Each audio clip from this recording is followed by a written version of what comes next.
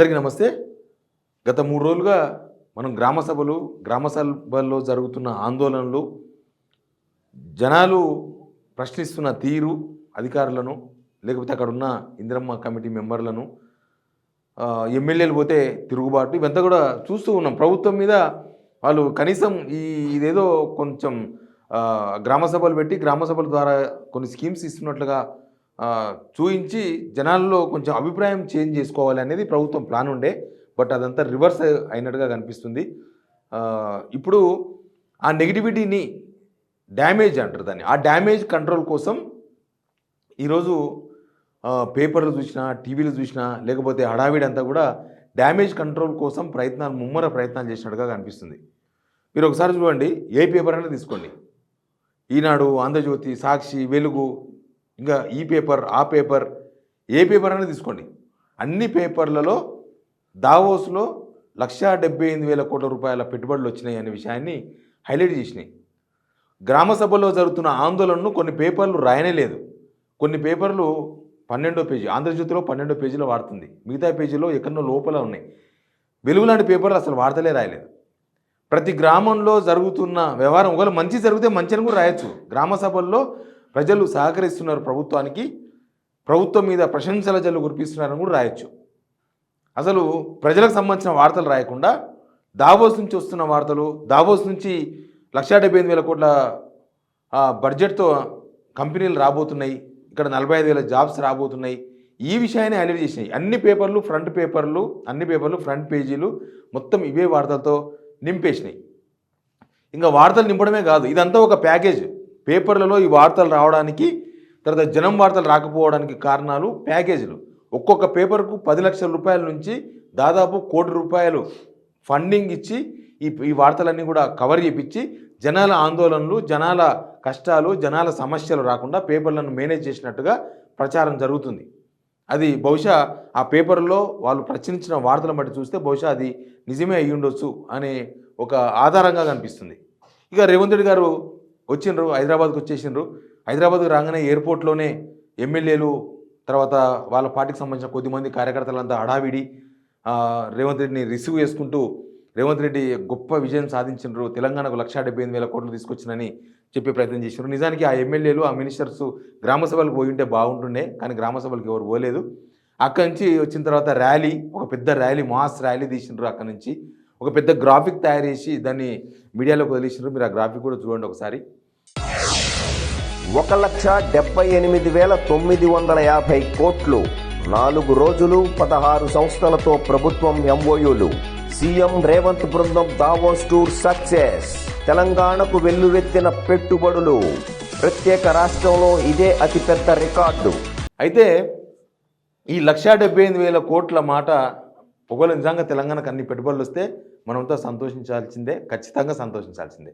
ఎందుకంటే మనకు కంపెనీలు రావాలి, మనకు పెట్టుబడులు రావాలి, మన దగ్గర ఉన్న యువతకు ఉద్యోగాలు రావాలి, మన దగ్గరికి వేరే రాష్ట్రాలకు వెళ్ళి వచ్చి ఉద్యోగాలు చేయాలి. కాబట్టి మనం వీటన్నిటిని కూడా స్వాగతించాలి. నేను కూడా స్వాగతిస్తున్నా. 1,78,000 కోట్ల పెట్టుబడులు తీసుకురావడం అనేది స్వాగతిస్తున్నా. కాకపోతే దీనిలో కొన్ని చాలా జిమ్మిక్కులు, అనుమానాలు ఇవన్నీ కూడా క్రియేట్ అయినాయి. వాటిని ప్రభుత్వం కూడా సాల్వ్ చేయాలి. ముందు లాస్ట్ గవర్నమెంట్ కాదు, లాస్ట్ ఇయర్ 2024 ఈ గవర్నమెంటే ఉంది కదా, 2024లో 48,000 కోట్ల రూపాయల పెట్టుబడులు తీసుకొచ్చినట్టుగా ప్రచారం చేస్తున్నారు. అప్పుడు కూడా ఈ పేపర్లు, ఈ టీవీలు ఇట్లాగే ప్రచారం చేసినాయి. ఈ 48,000 కోట్లలో ఎన్ని లాంచ్ అయినాయి అనేది ప్రభుత్వం పారదర్శకంగా, ఓపెన్గా బయట పెడితే చాలా సంతోషించే వాళ్ళం అందరం కూడా. ఎందుకంటే మన వాళ్ళకు ఉద్యోగాలు వస్తాయి, మన వాళ్ళకు ఉద్యోగాలు వచ్చినాయి కాబట్టి. 48,000 కోట్లలో ఎన్ని లాంచ్ అయినాయి, ఎన్ని కంపెనీలు వచ్చినాయి, ఎన్ని పెట్టుబడులు వచ్చినాయి. లాస్ట్ ఇయర్ ఒకటి జరిగింది. దావోస్ నుంచి రాగానే వచ్చిన రోజే సాయంత్రం ఒక కంపెనీ, కాగ్నిజెంట్ సాఫ్ట్వేర్ కంపెనీ శంకుస్థాపన కాదు, ప్రారంభోత్సవం జరిగిపోయింది. అది దావోస్ నుంచి రావడంతోనే చేసింది కాబట్టి బహుశా అది దావోస్ టూర్లో ఒప్పందమైందని అందరూ అనుకున్నారు. దావోస్ టూర్లో ఒప్పందం అయితే రాత్రి బిల్డింగ్లు కట్టలేరు కాబట్టి అది లాస్ట్ గవర్నమెంట్ జరిగిన ఒప్పందం అని క్లారిటీ వచ్చింది.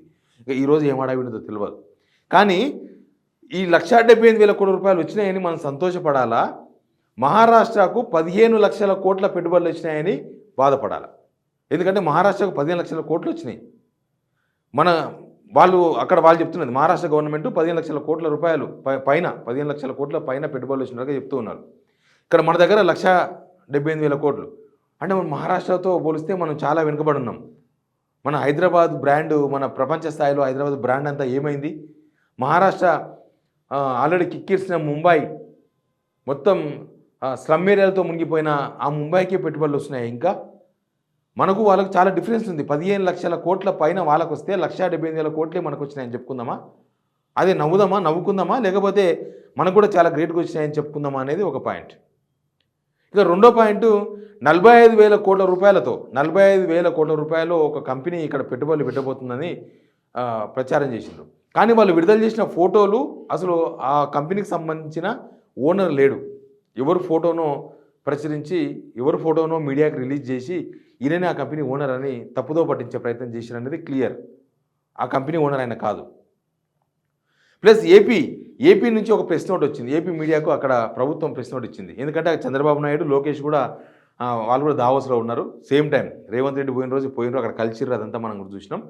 అయితే అక్కడ వాళ్ళు ఏమంటారంటే ఎంఓయూలు కావాలా, పెట్టుబడులు కావాలా అని ఒక ప్రెస్ నోట్ రిలీజ్ చేసినారు. తెలంగాణలో ఇన్ని పెట్టుబడులు వచ్చినాయి, ఏపీకి రాలేదు ఏంది అని వైసీపీ వాళ్ళు టార్గెట్ చేస్తే ఎంఓయూలు ఎన్నన్నీ చేసుకోవచ్చు, కానీ పెట్టుబడులు గ్రౌండింగ్ అనేది చాలా ఇంపార్టెంట్. అక్కడ చాలా సాఫ్ట్వేర్ కంపెనీలు, మైక్రోసాఫ్ట్ లాంటి కంపెనీలు, కాగ్నిజెంట్ లాంటి కంపెనీలు, చాలా సాఫ్ట్వేర్ కంపెనీలు రాబోతున్నాయి ఏపీకి. ఏపీ ఒక బ్రాండ్ అయ్యిందని వాళ్ళు ప్రచారం చేస్తున్నారు. అంటే తెలంగాణలో జరిగిన 1,78,000 కోట్లు కేవలం ఎంఓయూలు మాత్రమే, ఇవి లాంచింగ్ కాదు. అందుకే గత దావోస్ పర్యటనలో 48,000 కోట్లలో ఎన్ని లాంచ్ అయినాయి అనేది ప్రజలకు చెప్తే బాగుండేది. చంద్రబాబు నాయుడు వాళ్ళు చెప్తున్నట్లుగా ఎంఓయూలు కాదు, ఎంఓయూలే కావాలంటే చాలా ఎంఓయూలు వచ్చేది, కానీ పెట్టుబడులు లాంచింగ్ అనేది ఇంపార్టెంట్ కాబట్టి ఎంఓయూలు కాదు, మాకు కావాల్సింది పెట్టుబడులు కావాలి. పెట్టుబడుల కోసం మేము తీవ్రంగా ప్రయత్నం చేసినాం, ఏపీ బ్రాండింగ్ అంతా ప్రచారం చేసినామని చెప్తున్నారు వాళ్ళు. ఇట్లా ఈ ప్రచారాలతోన, ప్రచార హోరుతోన, సపోర్ట్ చేస్తున్న మీడియాతోన మొత్తం ప్రజల కష్టాలు, ఈ గ్రామ సభలో జరుగుతున్న వ్యవహారాలు ఎవరు, ఏ పేపరు, ఏ ఛానల్ కూడా కనీసం ప్రొజెక్ట్ చేయలేకపోయింది, కనీసం చూపించలేకపోయింది, కనీసం రాయలేకపోయింది. కోట్ల మంది జనం, మన దగ్గర 3 కోట్ల మంది జనం, అందులో కనీసం వీళ్ళు 1,25,00,000 ప్రజాపాలన దరఖాస్తులు వచ్చినాయి. ఇప్పుడు ప్రతి గ్రామంలో గ్రామ సభ నిర్వహిస్తున్నారు. కేవలం 4% గ్రామ సభల్లోనే గొడవలు జరుగుతున్నాయి, మిగతా 96% గ్రామ సభల్లో అంతా బాగా జరుగుతుందని ములుగు ఎమ్మెల్యే మంత్రి సీతక్క చెప్తున్నారు. ఇంకా కొందరేమో అసలు మొత్తం బీఆర్ఎస్ వాళ్ళు చేస్తున్న గొడవ ఇదంతా జనాల్లో లేదని చెప్తున్నారు. కనీసం మంచిగానే రాయొచ్చు. కొన్ని పేపర్లో అయితే దావోస్ బొనాంజా అని సేమ్ హెడ్లైన్స్తో వార్తలు వచ్చినాయి. కొన్ని పేపర్లు దావోస్ బొనాంజా సేమ్ హెడ్లైన్స్. అది ఎట్లా సాధ్యమైందో తెలియదు.